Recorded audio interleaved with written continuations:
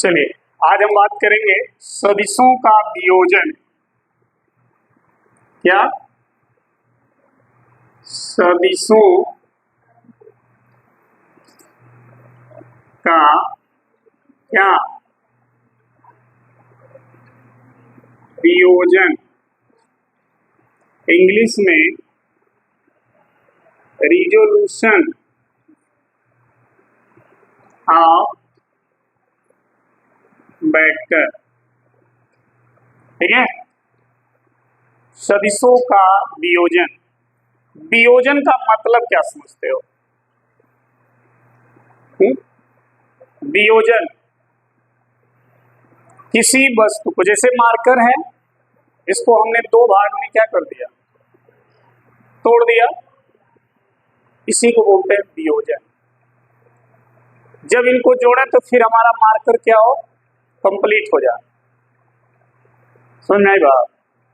किसी भी सदिश को दो या दो से अधिक सदिशों में इस प्रकार वियोजित करिए, इस प्रकार तोड़िए कि उन सदिशों को जोड़ने पर पुनः मूल सदिश प्राप्त हो जाए। समझ में आई बात? अगर ये मार्कर है, मार्कर को हमने तोड़ दिया तो ये दोनों इसके वियोजित भाग हो गए, मार्कर के एक भाग ये हो गया, एक भाग ये हो गया। फिर दोनों को अगर जोड़ना है, फिर मार्कर हमको मिल गया, तो ये प्रक्रिया क्या हो गई, वियोजन। ये प्रक्रिया क्या हो गई, वियोजन। तो जब किसी सदिश को दो या दो से अधिक सदिशों में इस प्रकार वियोजित किया जाए, इस प्रकार तोड़ा जाए कि उनको जोड़ने पर मूल सदिश क्या हो, प्राप्त हो जाए, तो इस प्रक्रिया को हम क्या कहते हैं, सदिशों का वियोजन। समझ में आई बात? तो देखिए, लिखेंगे किसी सदिश को इस प्रकार वियोजित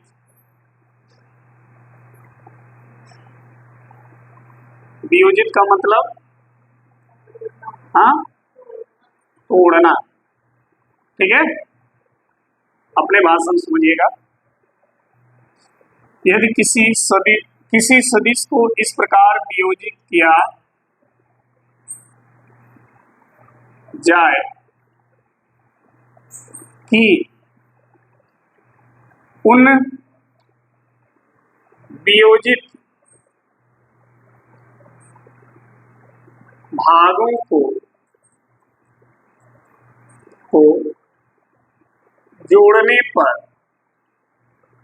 जोड़ने पर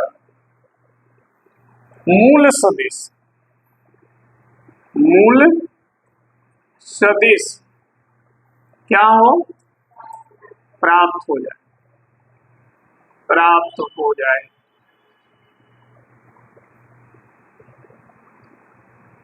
ठीक है, किसी सदिश को इस प्रकार वियोजित यानी तोड़ा जाए कि उन वियोजित भागों को जोड़ने पर मूल सदिश प्राप्त हो जाए। तो इस प्रक्रिया को इस प्रक्रिया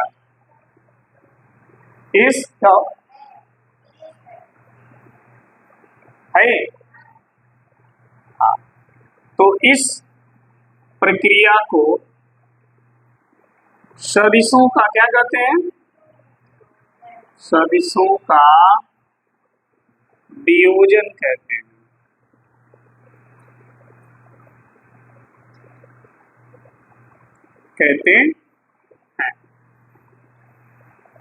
ठीक है, वियोजित जो भाग हैं, जिस भाग में हमने तोड़ा, अगर वो वियोजित भाग एक दूसरे के ठीक लंबवत हैं तो उसे हम क्या कहेंगे, आयताकार घटक कहेंगे।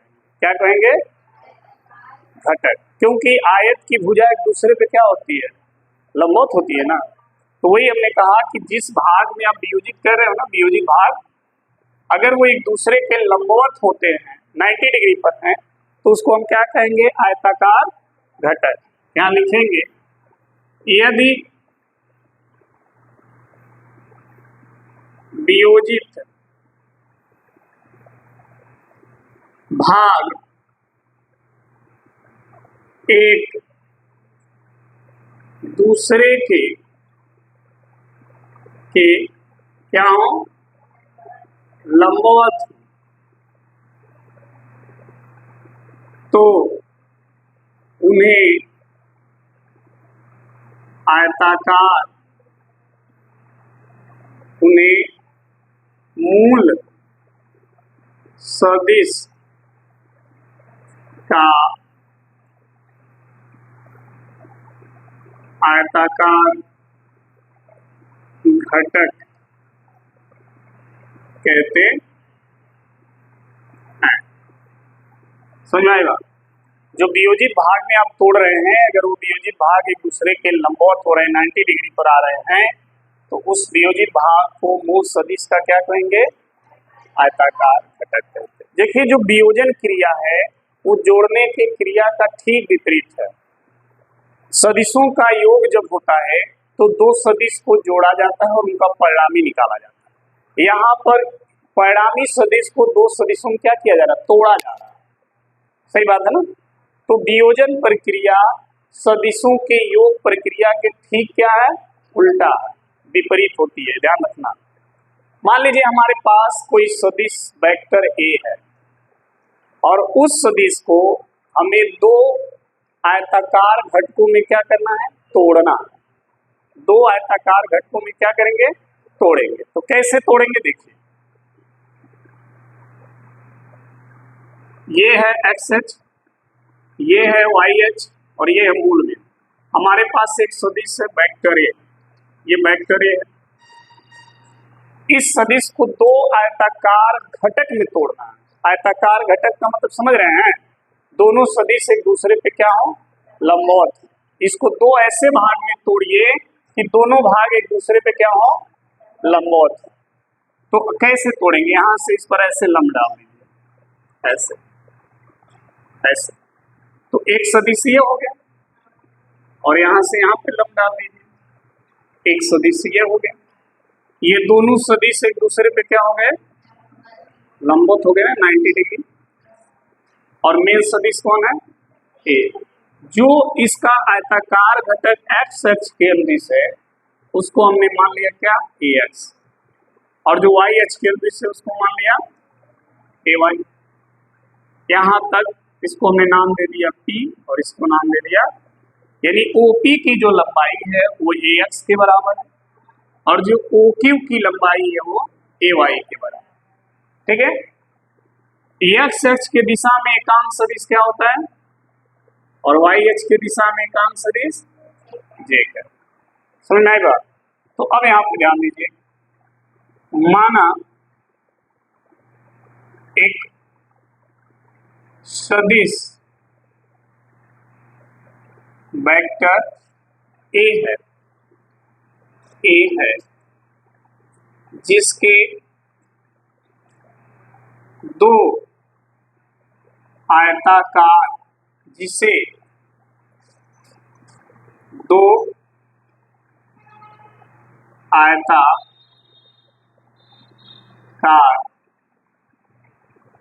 घटकों में क्या किया गया है? वियोजित किया गया। दो आयताकार घटकों AX और AY में क्या किया गया है? वियोजित किया गया है। ठीक है? एक सदिश A है, उसको दो आयताकार घटक AX और AY में, AX और AY को आयताकार घटक क्यों कहा जा रहा है? AX और AY को आयताकार घटक क्यों कहा गया? हाँ, क्योंकि ये दोनों एक दूसरे पे क्या है? लंबवत है। तो हमने वेक्टर A को दो भाग में तोड़ा और दोनों भाग एक दूसरे के, इसलिए दोनों भाग को हमने क्या नाम दे दिया? आयताकार घटक AX और AY। ठीक है, जिनके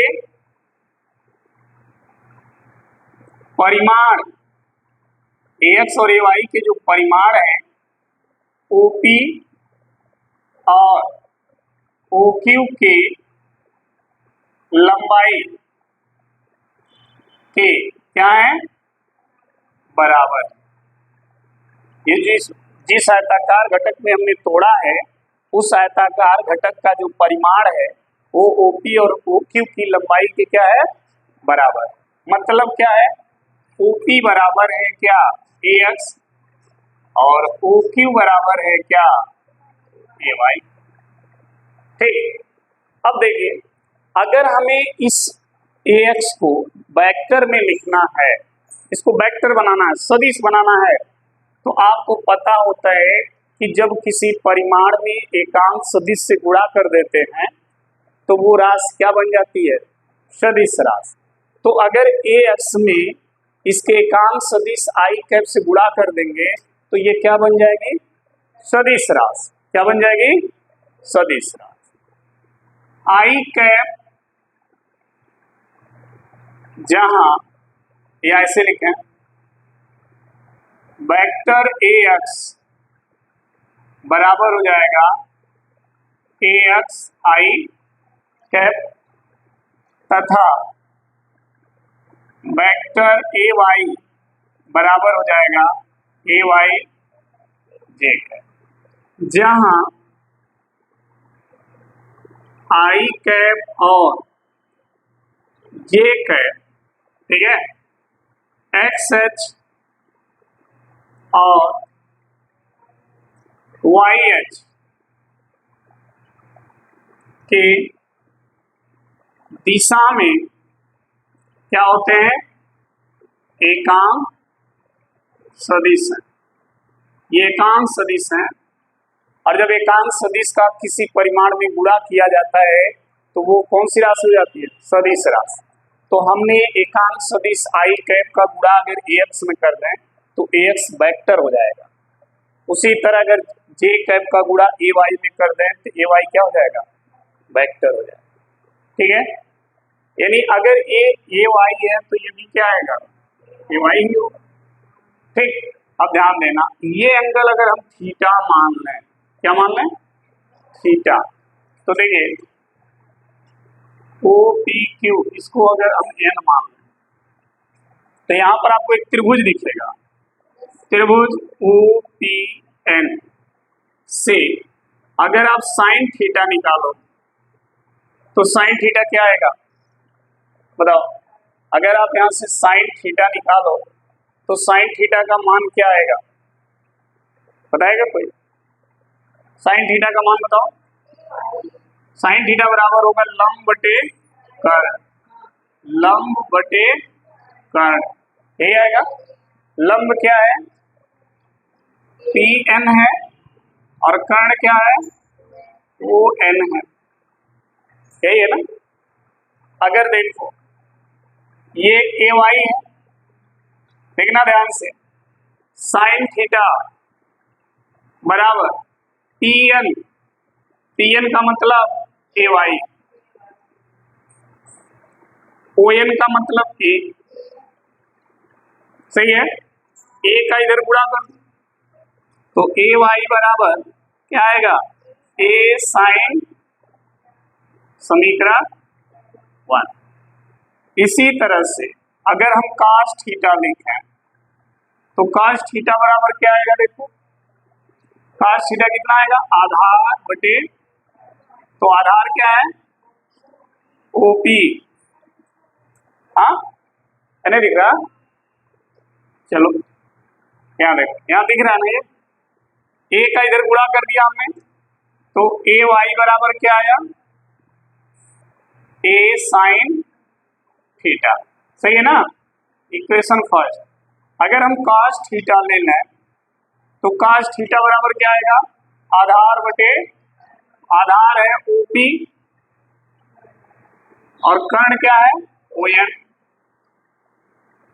ON का इधर गुणा कर दीजिए या OP और ON का मान रख लीजिए, तो OP का मान क्या है, AX, कास थीटा, देखिए कास थीटा बराबर ओटी का मान ax रखिए और ओएन का मान a रखिए, गुणा कर दीजिए तो ax बराबर आ जाएगा a cos थीटा और ये हो गया समीकरण 2। ठीक, समीकरण 1 और 2, समीकरण 1 और 2 को वर्ग करके क्या करिए, जोड़ दीजिए। जोड़ने पर इसका भी वर्ग करिए और इसका भी वर्ग करिए तो देखिए ay का वर्ग होगा और ax का वर्ग होगा, क्या आएगा ax स्क्वायर प्लस ay, जोड़ दिया। इधर भी इसका वर्ग होगा और इसका वर्ग होगा तो दोनों a स्क्वायर साइन स्क्वायर हो जाएगा और a स्क्वायर कॉस स्क्वायर हो जाएगा, दोनों में a स्क्वायर कॉमन हो जाएगा, a स्क्वायर कॉमन हो गया तो ब्रैकेट में क्या आया, ये आएगा ना, सही है। और इतने का मान कितना होता है 1, इतने का मान 1 है तो जब ये 1 हो जाएगा तो क्या मिला,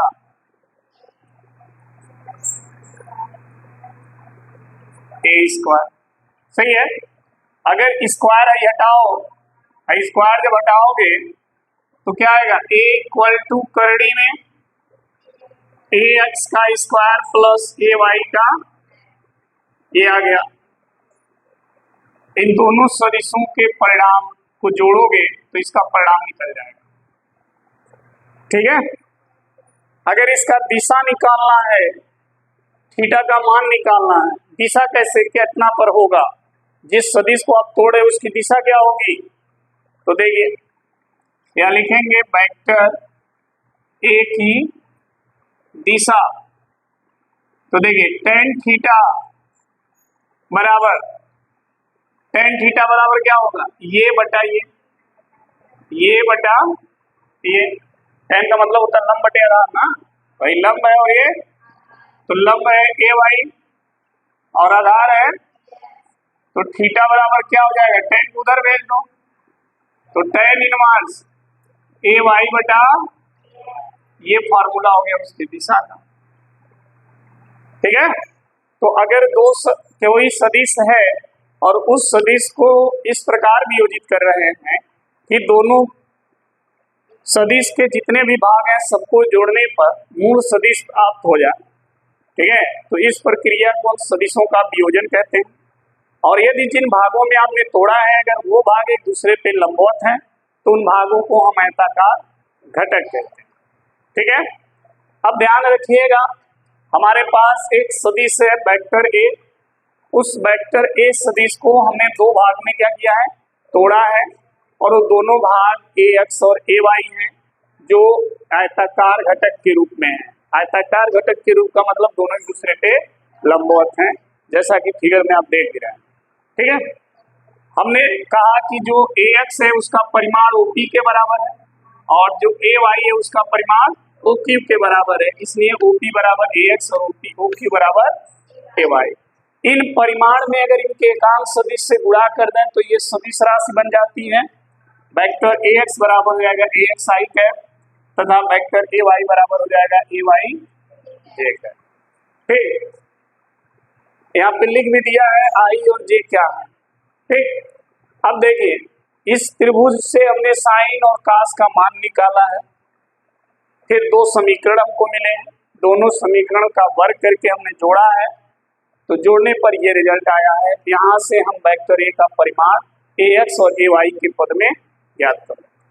वेक्टर ए की दिशा क्या होगी, दिशा के लिए ये फॉर्मूला हम निकालें, ठीक है।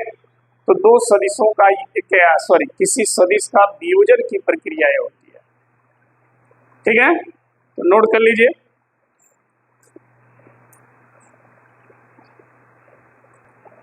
चलिए अब बात करेंगे किसी सदिश का त्रिविमीय आयताकार घटकों में वियोजन।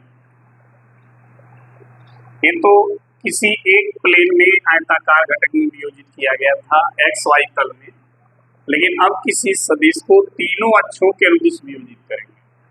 ठीक है, उसी को बोलते हैं त्रिवियम, ठीक है, आयताकार घटकों में वियोजन। किसी सदिश का त्रिविमीय आयताकार घटकों में वियोजन। समझो बाबू, इधर हमने कोई सदिश लिया और उस सदिश को त्रिविमीय आयताकार घटक में क्या किया, वियोजित कर दिया। वियोजित करने के बाद उस मूल सदिश का हमने परिमाण निकाला, तो परिमाण में क्या आना चाहिए, इन तीनों घटकों का जो परिमाण है उसके योग के बराबर होना चाहिए। जैसे देखिए हम क्या करें, यहाँ पर समझिएगा, इस तरह हम बना ले रहे हैं। पहले डायग्राम बनाने में आपको तो दिक्कत ना हो इसलिए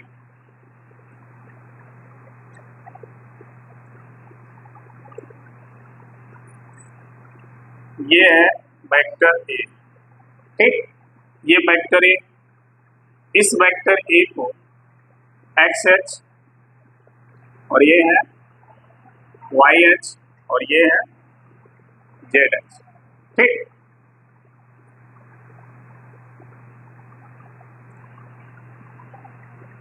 ऐसे इसको तीन दिशाओं में हमने वियोजित किया। एक एक्स एच के अनुदिश वियोजित किया ए एक्स, वाई एच के अनुदिश वियोजित किया और जेड एच के अनुदिश वियोजित किया जेड, ठीक। समझ में आई बात। इन तीनों परिमाणों को अगर जोड़ें तो ए के बराबर होना चाहिए, तभी ये तीनों इसके क्या है, वियोजित भाग होंगे, नहीं तो इसको वियोजित भाग नहीं कह सकते। अगर हम दोनों मार्कर के कैप और मार्कर को जोड़ें और मार्कर बन गया तो ये दोनों इसके क्या थे, भाग थे। लेकिन अगर इसको जोड़ने पर मार्कर कंप्लीट नहीं बना, इसका मतलब इसका कुछ भाग यहाँ से मिस है, या इसको जोड़ने पर कोई अलग डिजाइन बन गया तो वो इसका भाग नहीं है। तो अगर हम इस सदिश ए को इस तीन भागों में तोड़ा है, एक एक्स एच, एक वाई एच और एक जेड एच के अनुदिश, और तीनों को जोड़ने पर ए मिल गया, इसका मतलब ये तीनों इसके क्या हैं, घटक हैं। क्या हैं, घटक हैं। और तीनों जब एक दूसरे पे अगर लंबवत होंगे तो आयताकार घटक है, ठीक है। तो देखिए, माना कोई सदिश वेक्टर ए है जिसके त्रिविमीय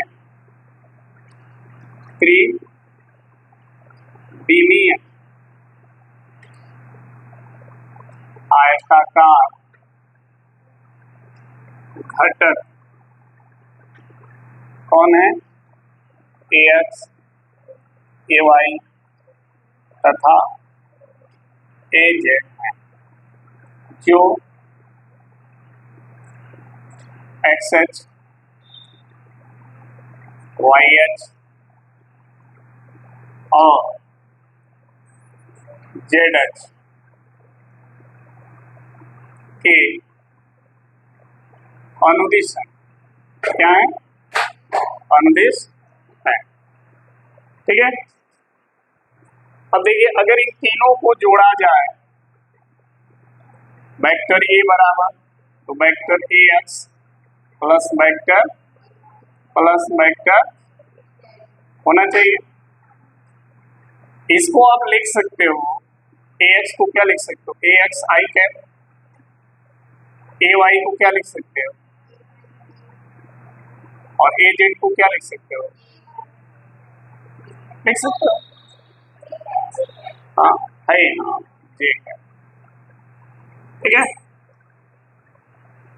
सदिश ए का अगर हम परिमाण निकालें, सदिश ए का क्या, हाँ,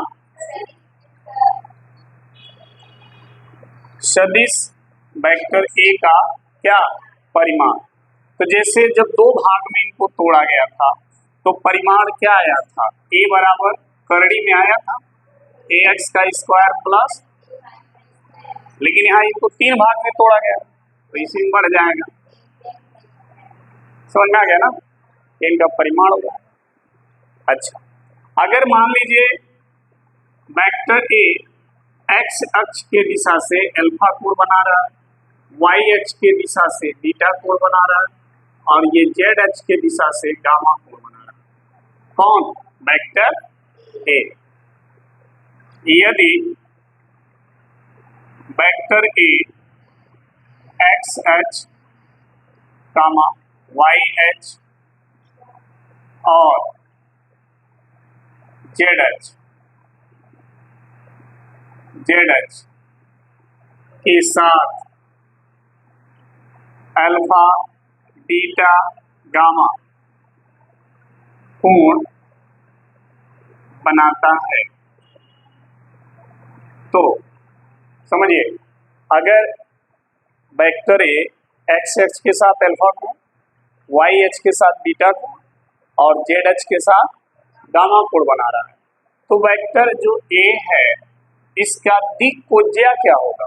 कई बार एग्जाम में पूछा दिक्कोज्या बताइए। परिमाण तो हमने निकाल लिया यहाँ पर, लेकिन दिक्कोज्या क्या होगा? तो देखिए वेक्टर ए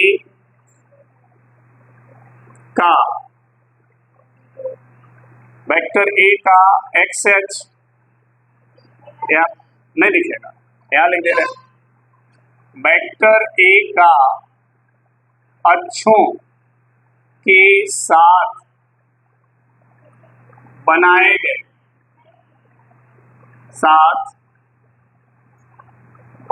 गए कोणों की कोज्या मतलब समझ रहे हैं कॉस को वेक्टर ए का क्या कहलाता है? दिक्कोज्या कहलाता है। समझ में आई बात? अगर आपसे पूछा जाए वेक्टर ए का दिक्कोज्या क्या होगा, तो वेक्टर ए अक्षों के साथ जो कोण बनाया है उस कोणों की जो कोज्या होगी वही उसकी क्या कहलाएगी?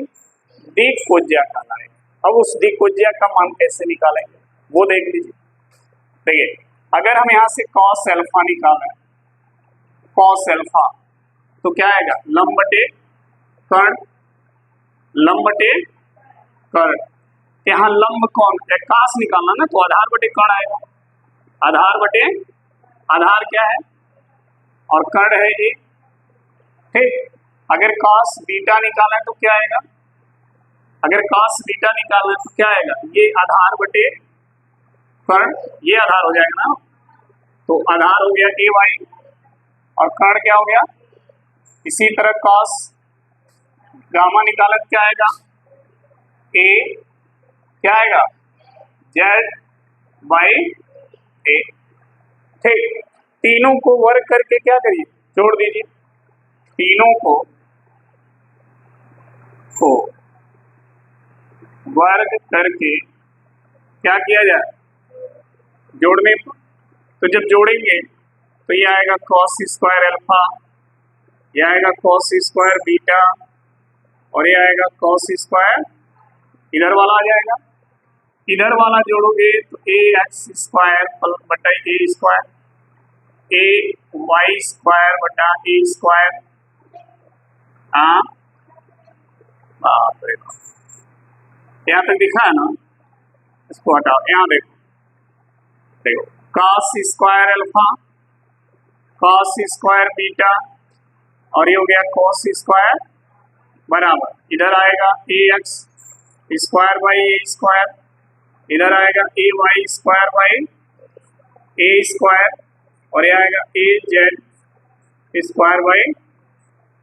अच्छा इसमें देखो ध्यान से, तीनों का हर क्या है? ए स्क्वायर। ऊपर जोड़ लो ए एक्स स्क्वायर प्लस ए जेड स्क्वायर और ए एक्स स्क्वायर ए वाई स्क्वायर ए जेड स्क्वायर। यहाँ देखो दिख ही नहीं रहा। अच्छा यहाँ तक दिख रहा है ना, चलो यहाँ नोट कर लो, यहाँ पे चलो देखो देखो हमने कहा तीनों का हर बराबर है ना, तो ए स्क्वायर हो गया और ये हो गया ए एक्स का स्क्वायर प्लस ए वाई का स्क्वायर प्लस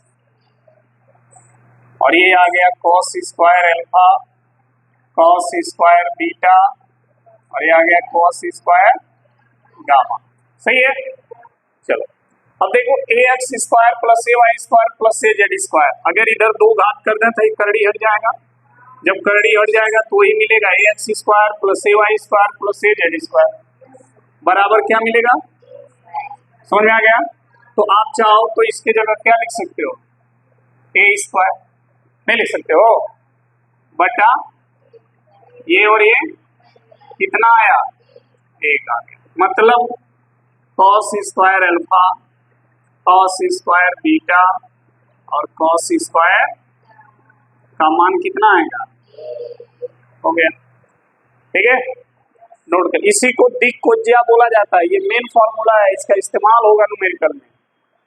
ठीक है, कोई भी अगर सदिश है एक्स एक्स वाई एक्स और जेड एक्स के साथ जब कोण बनाएगा, ठीक है, तो उन कोणों की जो कोज्या होगी, कोज्या यानी कॉस, उसी को क्या बोलते हैं, दिक्कोज्या। देखो सब कास में निकाला गया, इसी का वर्ग करके जोड़ेंगे तो आपको मिलेगा का स्क्वायर अल्फा प्लस का स्क्वायर बीटा प्लस का स्क्वायर गामा इक्वल टू, हाँ क्या चीज, क्या पढ़ा चुके, ये तो कोण है भाई, जैसे थीटा होता है ना, उसी तरह थीटा की जगह पर हम अल्फा लिख दिए, बीटा लिखे, गामा लिखे, ये तीनों अलग अलग कोण है, इसलिए तीन सिंबल दिया गया है, लेकिन ये तीनों कोण को ही रिप्रेजेंट कर रहा है। ठीक है, तो इसके आगे फिर कल मिलेंगे, तब तक के लिए धन्यवाद।